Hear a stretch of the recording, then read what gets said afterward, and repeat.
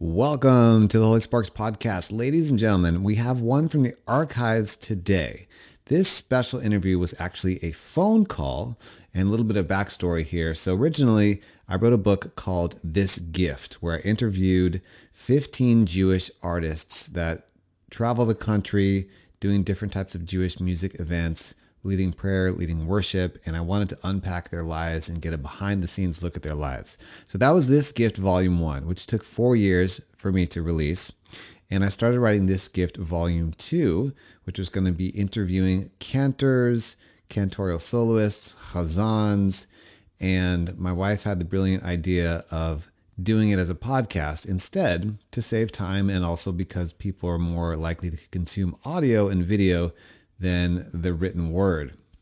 And so, like any dutiful husband, I listened to her advice, and that was the birth of the Holy Sparks podcast. Now, I did an interview with the amazing Chava Mirel before I made the decision to switch to a podcast, and I have it here for you, ladies and gentlemen. So the audio quality is a little bit different than my usual podcast because this was a couple years ago, and it was through a phone recorder, etc. So bear that in mind as you're listening. And the content, though, is absolutely gold. So you'll love it. And with that being said, let's roll. Welcome to the Holy Sparks podcast. Our mission is to illuminate the brightest lights in the Jewish world and beyond so that we elevate the Holy Sparks within us and make the world around us a better place. I'm your host, Saul K. If you're looking for wisdom, mentorship, and inspiration, you're in the right place. All right, we are live here with the amazing Chava Mirel, and I am super excited. This is the first interview for this book, so I'm afraid we should say Shehachnianu.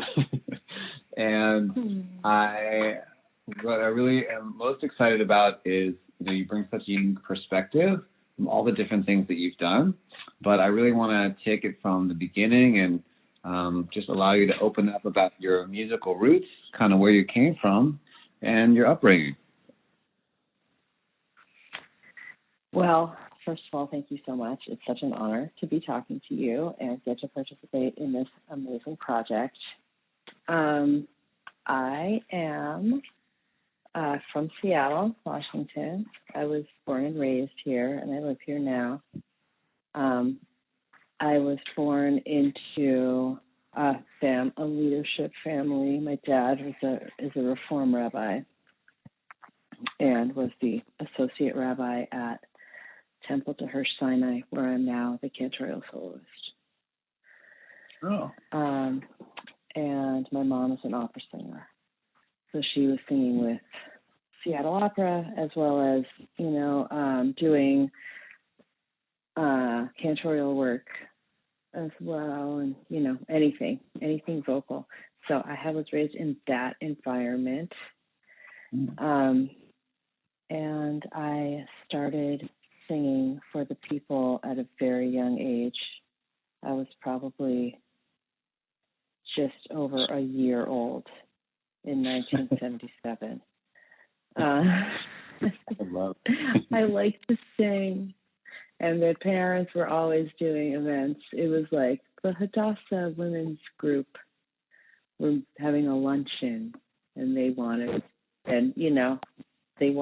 someone to entertain them, and I was quite entertaining because I was a really like a baby singing, so that was fun for everyone. But it was really what it was. I was doing a mitzvah, and so that was the framing of it, of singing for people when I was just born. That singing for people was a mitzvah, and that was bringing joy to people, and it was not really ever judged on a technical basis whatsoever. So music for me was always like a mitzvah. Oh, well, I definitely think you win the award for the earliest, youngest gigging person I've ever interviewed. That is awesome.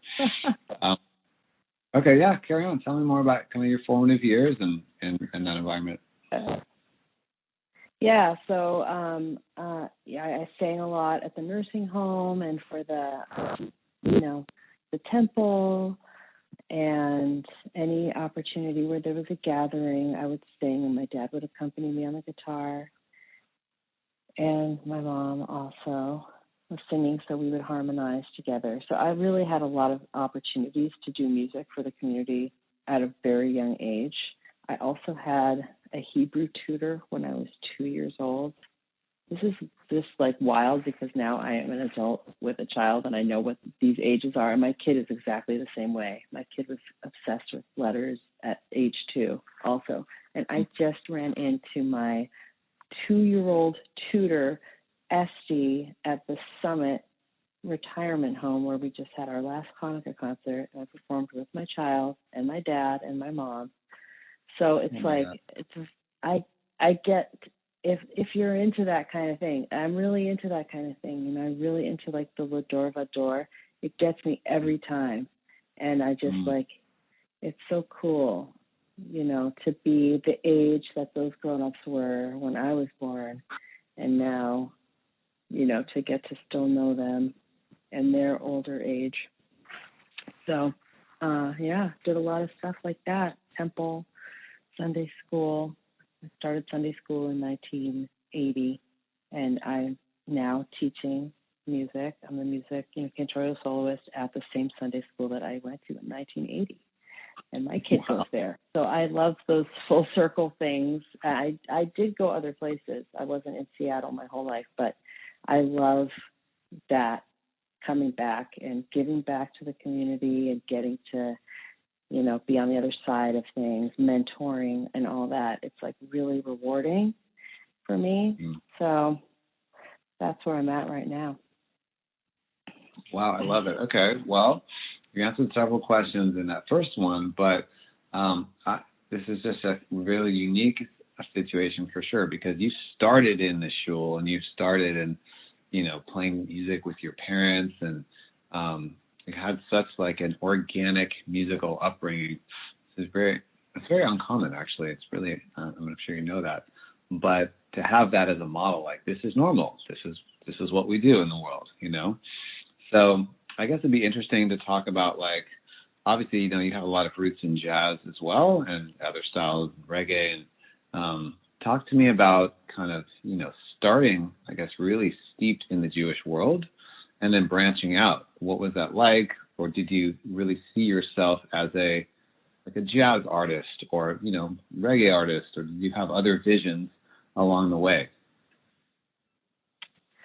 Well, first of all, I want to say that I was raised in a situation where there was like two musical tiers that were both highly valued by the community, and it's still true to this day. There was kind of the classical reform, organ, choir, you know, cantorial, but like very reform style. And my mom was an opera singer, so she was like proficient in that. And then my dad was also, as the associate rabbi, he was the camp director of the temple camp. And so then there was a really, really rich camp music tradition at temple as well. And so, you know, I was raised with both of those. And for me personally, my personal style gravitated more toward the camp music, but I was trained as a classical piano player as a kid. And so I had all sorts of classical training as well. And then I went to college for music. But even before that, my high school was a jazz high school. Oh, wow. So even though I was a vocalist, they didn't really have a vocal program. It was an instrumental jazz program, but I was really close with the director of the jazz program. It's like I got mentored. Like he assigned some other students to me, and he had them mentor me because they didn't really have a vocal program, but he still wanted me to get some exposure. And like those are the guys who are like the leading jazz musicians in Seattle today. This kids I went to high school with, you know, it just so happens that I was lucky to be influenced by those people at the right moment. And so then when I went to college for music, I already had kind of a jazz background. I went to Cal Arts in Los Angeles. Yeah. And it was a really cool program because they offered a lot of different kinds of music, and I didn't have to choose a kind of a path. They let me do multi-focus for my, you know, I got to pursue any kind of music I wanted. It all went into that. So I did jazz piano, I did jazz guitar, I did African performance and Latin performance. Those were like my focuses. So, so super random, but ended up learning those kinds of music. Yeah. And African was like my main focus in college. Music African? from the Ewe speaking region. The Ewe speaking region of Ghana. Yeah. Oh, I love it. I love that music. That's cool. I don't want to talk about me, but we'll talk about that another time. I love that stuff. Oh, okay. Okay, cool. Yeah. No, I totally want to talk about that with you. Yeah. What I love about your story is you're not only a citizen of the world, but really like taking in all these different styles. Like that's why your well is so deep. Like when you listen, at least when I listen to you, it's like, oh, there's a lot here, there's a lot of ingredients in the gumbo. So tell me more, like in terms of Cal Arts, you could take a lot of different stuff, but was it just basically you were a music major, or did you have to pick anything, kind of focus towards the end? Yeah, no, you had to be music. Like there were 5 departments and they were all different arts, and you were completely isolated to that department. You couldn't even take classes in the other departments unless they were like through the music curriculum. So I had to choose something for music, and I initially had gone there with the intention of studying voice. But the problem was I'm really not a vocalist. I am a vocalist, but I am not a singer, meaning I don't fit in with the other singers. So I didn't really fit in with that program. It wasn't for me. I'm more of a multi-focused musician. And luckily they had that. They were like, oh yeah, we have, that's a degree too. You can just do that. You can study voice, but you don't have to be in that program because it just wasn't going to work for me. Yeah. So I even didn't even get a degree. I did not have the skills, the executive functioning skills that it took to complete that. Oh wow! Okay. Well, I want to talk more about that. Yeah. I also dropped out of music school, but for different reasons. Okay. So yeah, I mean, music school's great, but I haven't found that the lack of degree has harmed me at all in my career. But that's just, I have enough privilege that I was able to continue, moving up, ascending without that. I love it. And so you were there for just kind of a few years, or how long were you there? Well, I was there for 4 years, and part of the time I was there part-time. Part of the time I was just like, my boyfriend was still a student, so I was still part of the community there, even though I had started working at synagogues. Okay. Yeah. I did a little bit before when I was a full-time student, but in my final year down there in the Cal Arts community, I was teaching bar mitzvah studies at multiple synagogues in the Los Angeles area, and that was just my job.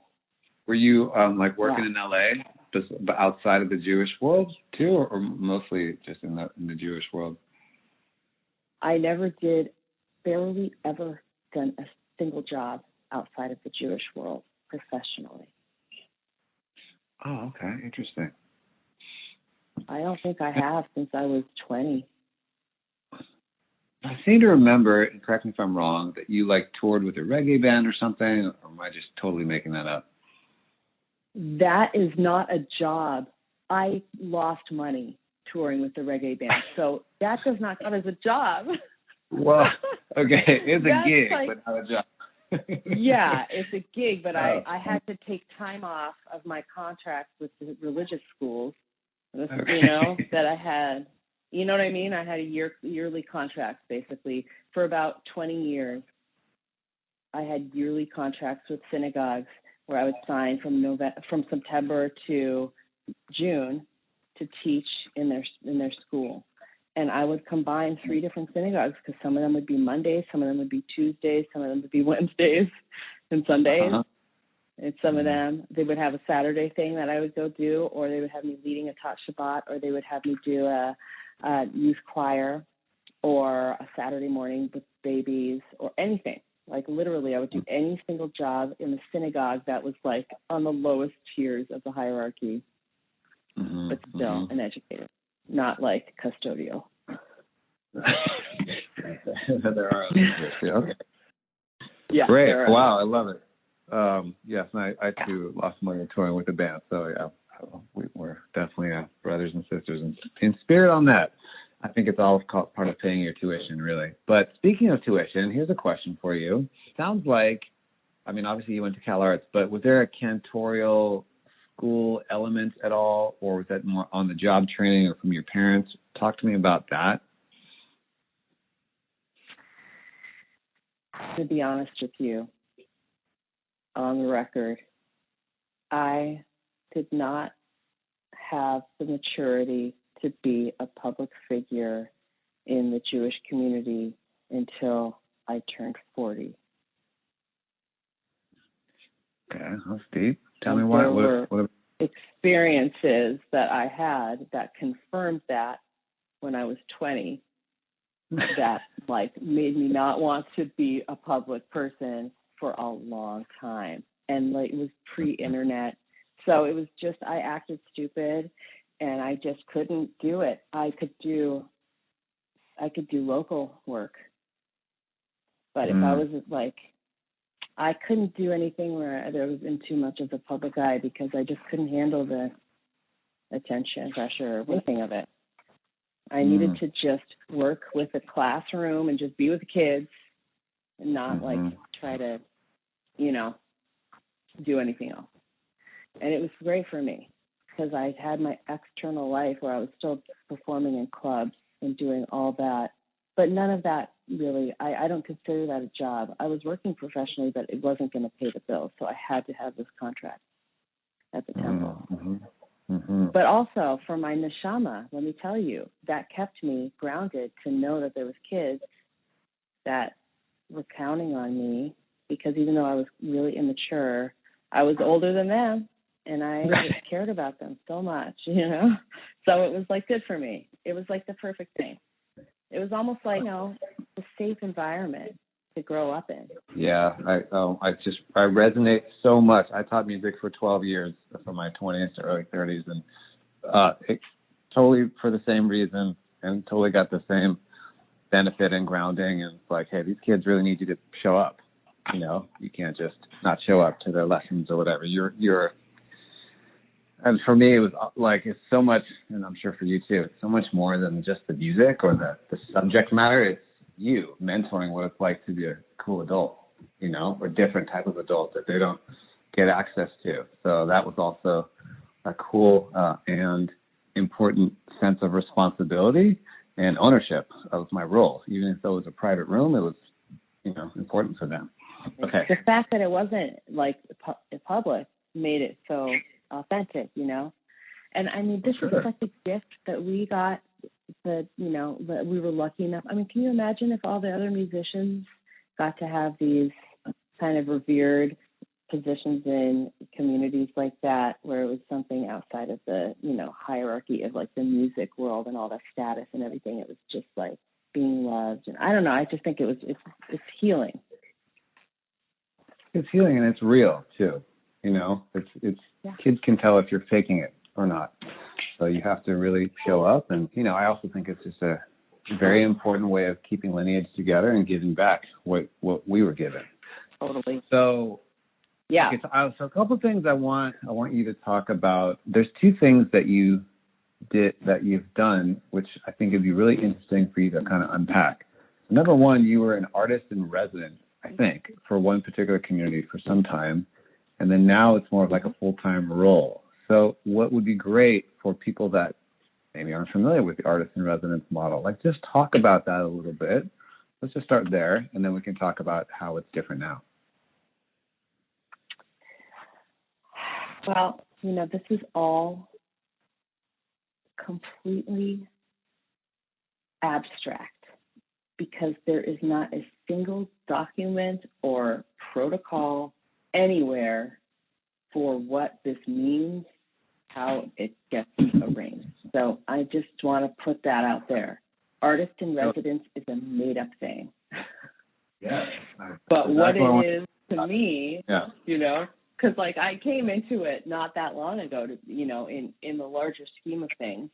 And so I had to kind of figure out, what is this thing? But to me, what it is if you are a composer in the Jewish world and you are a compelling musician, then people want you to come there in person. They do not want to they love singing your songs, and that is really the most important thing, truly, when you're not there, because your song is bigger than you, you know? You're just a channel for the song. The song is the most important thing. It's a way for the people to experience prayer. The song is the prayer, you know? So the song is the main thing, but if people love the song and they saw a video of something that you did or whatever, they want you to come to their community in person. And because it's a national or almost like a continental community that we live in, it's like you got to get on a plane and go there for the weekend and do a whole bunch of programming while you're there, because it's the one time you're going to go to Rochester or whatever. And if you want to take advantage of all the opportunities, visit all the different segments of the community. You want to be with the young people, the old people. If you you want to be able to teach a workshop and work with the teams and all the stuff that a person could do as a Jewish educator that, you know, hopefully as an artist, as a composer, you also know. You've also done it at camp. You've also been a camp song leader. You've also been a Hebrew school teacher. You've also been all those things like you and I talked about that were, you know, off camera. Mm-hmm. You know, we're developing relationships with people and developing your teaching style and everything. So then you go in there and you do that. And it hopefully has a lasting impact on the community. Hopefully they can refer back to things that they experienced while you were there. It's not you. I mean, you're just there to facilitate their connections with each other and, you know, with the prayers and with the music. But that's what an artist in residency is. And so because I live here in Seattle, my synagogue asked if I could be a artist in residence when I'm in town at the synagogue. So on my off weekends when I was not traveling, I would be scheduled to do the same thing that I would do in Detroit or whatever, but at my own synagogue, which is just teach and anything they wanted, services. And then with the pandemic, there was no more traveling. And so I asked my beloved rabbi if I could do that at the temple all the time and just stay there. Because my kid also entered the Hebrew school, and I did not want to be at someone else's Hebrew school and my kids at my Hebrew school. I didn't want that to miss out on this opportunity. So that's what it is. It's just a title, you know. It could be anything. You could say, song leader. A lot of people are titled song leaders. What's the difference between a song leader and an artist in residence? Is if you are a composer. If you compose, then it bumps you up to the next tier, artist in residence. Right. Okay. So give people a couple examples. So an artist in residence. So let's say, you know, my perspective is it's usually like maybe 4 or 5 times a year you would go to a community and do that. Has that been your experience in terms of the artist in residence model, as opposed to just like a one-off weekend, something that's more regular? You know, tell me a little bit more about what that kind of looked like for you, so people can get a sense of what that might look like for them. For me, in my experience, I've had a little bit of a mixed experience because of the pandemic, which completely changed the landscape of what artist in residencies look like. But for the first 3 or 4 years of my career as a national artist, I would visit probably 4 or 5 communities a year for the weekend, as well as probably 10 other appearances nationally in one capacity or another, because I love to collaborate with other artists. So I would do recording sessions with artists where they would fly me out and record their album, or I would do a concert where it was another artist's music, but they featured me on their songs. So I was lucky enough to have other opportunities in addition to full weekend artist in residencies to travel and go. And then there were also important part of my year were conferences. And still are. I guess I don't really know what it's like right now, but conferences, I would attend 4 conferences a year at very least. And that was often at my own expense. But that was really, really important to me, both for my personal relationships and to continue those collaborations with other artists, and also just to see all my loving friends. And if I got to perform at the conference, it was like a huge platform for people to get to know me. And there's still people hiring me today from a performance that I did 2 years ago at the biennial, the URJ biennial. So. Yeah. Oh, good. Okay, so we kind of outlined loosely, what an artist in residence model could look like. And so now that you have more like a full-time gig, what do you like best about that model that you're in now? Well, as I was mentioning before, I love full circle life experiences where I get to pass something on to my own kids that I experienced when I was a kid, or that I'm connecting with someone after all these years in a way that feels really resonant for me and has a lot of meaning in it. And so there are so many opportunities for that in my current job. For instance, this coming weekend, there's a bat mitzvah of a lovely child. There is the daughter of a kid who I went to the Jewish day school with in Seattle in the 80s. And that, to me, it's like, it blows my mind. It's so meaningful to me, and it touches me so deeply to do that. I could just never get tired of that. So that's just one example of many that I would not be able to experience. Now, sometimes I would have those experiences. Almost every single time I've traveled, I have run into someone who knew my grandmother, because she was, she worked in the national URJ headquarters. Before it was the URJ, it was the UAHC. She was had an office there. She had relationships with everyone around the country. And so wherever I go, someone says, "Oh, I knew your grandmother," or "I went to camp with your dad," or something like that. So I still get that on the national level as well, but it's just more in my own temple. Plus, it's 4 miles away. It's 4 miles away, yes. That's nice, too. Yeah. It just takes like a minute to get there. It's not like I have to travel I live in Seattle. To go somewhere else, it takes a million years because it's not like central at all. Yeah, I know, for sure. Well, a couple side questions. Do you feel like it's important for someone to, obviously you have a completely unique path, which everyone does, but definitely a little bit more different than most people I'm going to be interviewing for this book.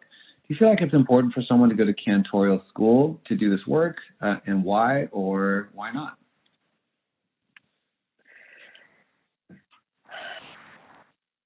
I am definitely of multiple minds, come from a lineage that is very loyal to the organizational movement. And I myself am not even eligible to go to the URJ Cantorial Rabbinical School because my husband's not Jewish. So I'm on both sides of this. I'm both completely opposed to it and also completely for it.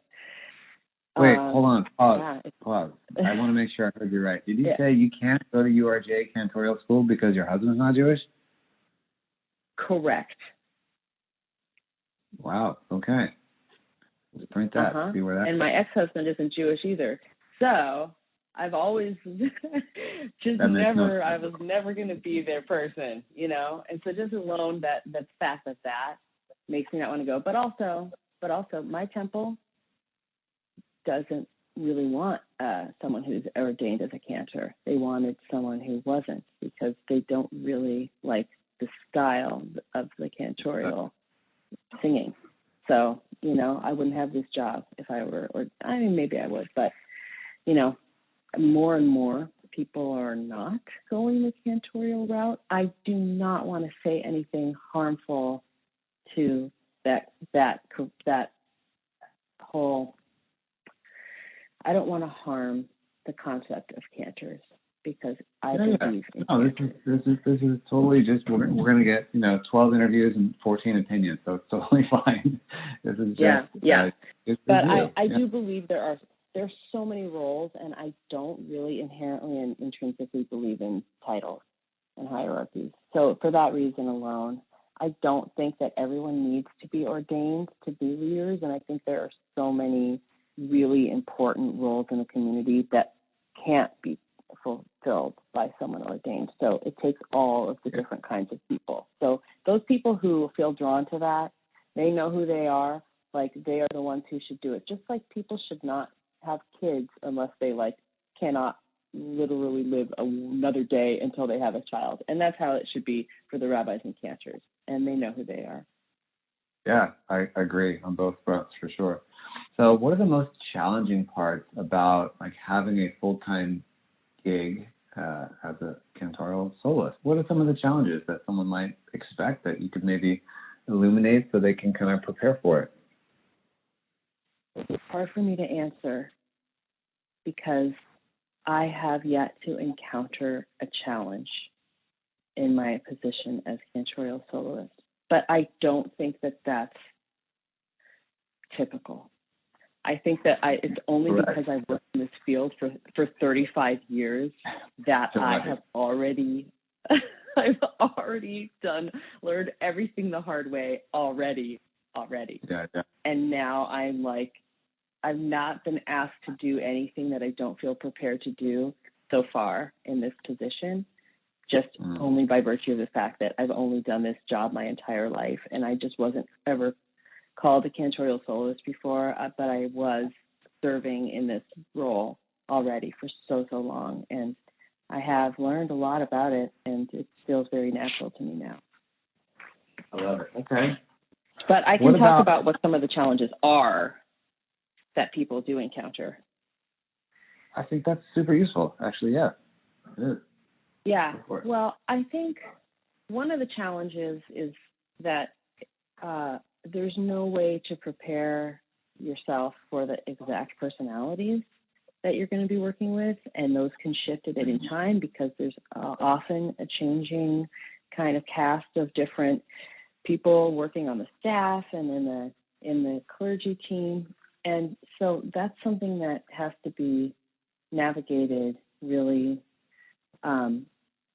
gently, and that alone is like a whole skill set. So I think the more kind of emotional intelligence and awareness, the more kind of self-awareness that a person has, the more success you'll have in these positions. Because the cantorial soloist is not the person who's really making decisions in an organization.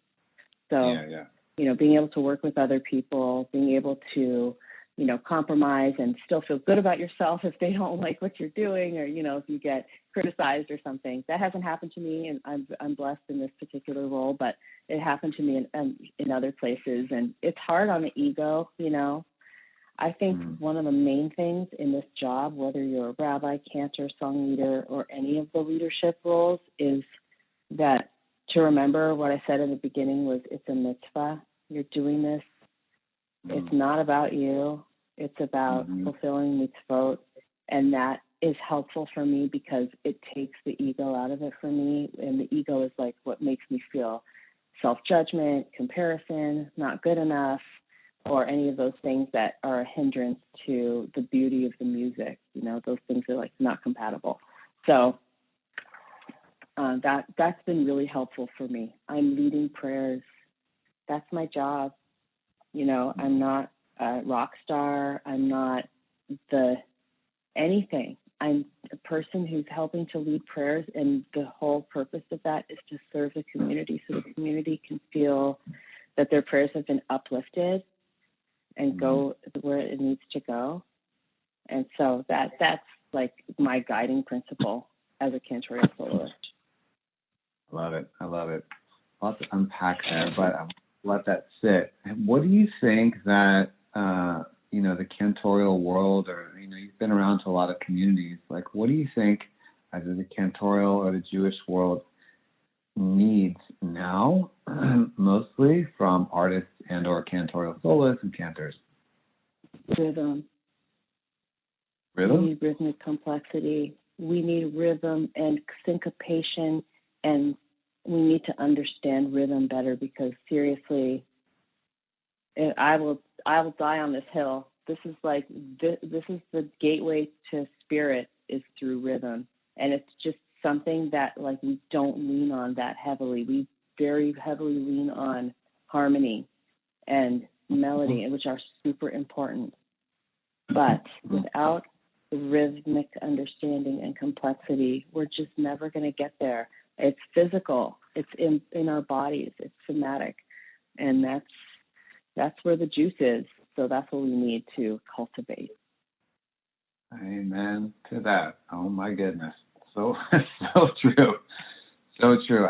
Side note, I'll probably edit this out, but I think about, and I listen to a lot of gospel music, and these generational musicians, 4, 5, 6 generations deep, and like some of the modern like Christian gospel artists, their rhythms are just like so deep and so multi-layered and so freaking groovy. Like, you could not understand anything they're saying, hear that music, and feel like you're lifted up to spirit, and Yeah. And that's just takes some time to get that deep, It's not just clapping on 2 and 4. There's a lot more. But I totally agree with you.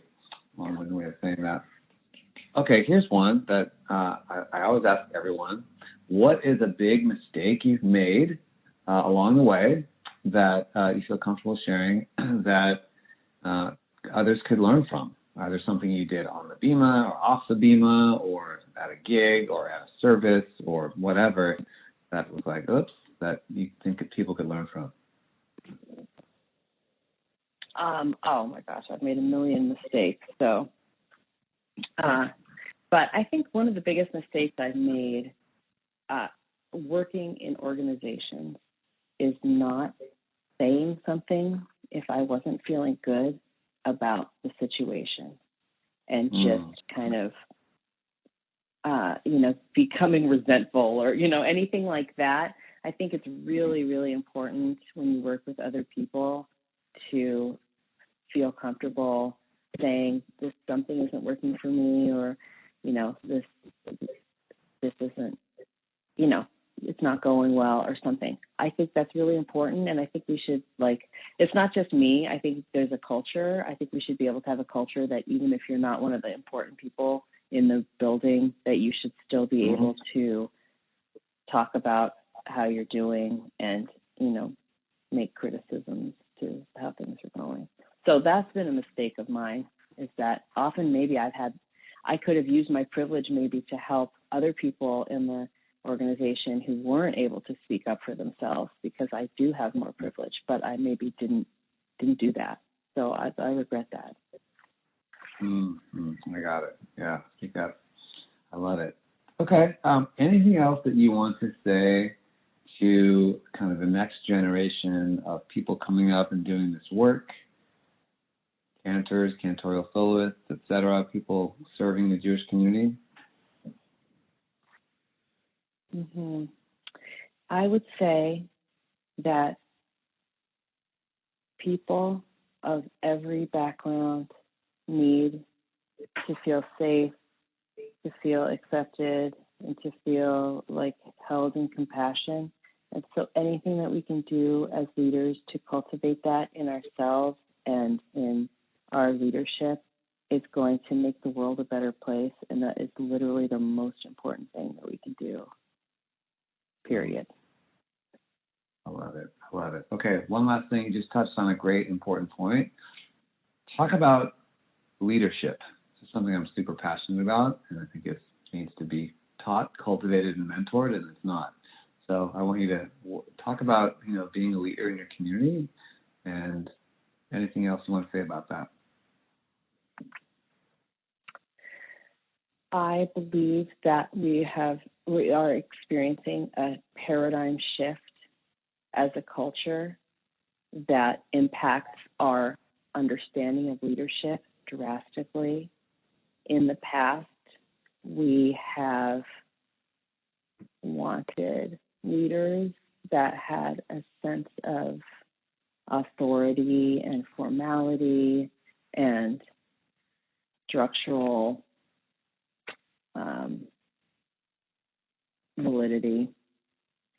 And now I sense that we are more interested in leaders that have authentic vulnerability. And so that's something that every leader should have. Yes, amen. I'm a big fan of Brene Brown. We talk about it a lot in our house. There's so much else I want to talk to you about, and we could talk for hours, but I think this has been amazing, and I just want to thank you so much for your contribution. I mean, we love, as you know, Ilan and I love your music, and especially, well, we've been doing your Baruch Hu a lot lately, and I just get chills. Like, I think your music comes from such a deep place, personally and spiritually, and also technically it's great, you know, and I know that the Jewish world is uplifted by you and has been for the last 3+ decades, and, you know, will be for many more. So I just want to say thank you so much for your time. Appreciate you, and I look forward to all the gifts you'll be giving the Jewish world in the decades to come. Aww. Thank you, Saul. You too. You've been a huge influence on me, and I appreciate so much you taking the time to talk to me. Thank you so much for tuning in to this week's episode of the Holy Sparks Podcast. I'm your host, Saul K. Please subscribe. It helps the podcast. Share this with friends and family whom you think would be inspired by the content, and we will see you on our next episode.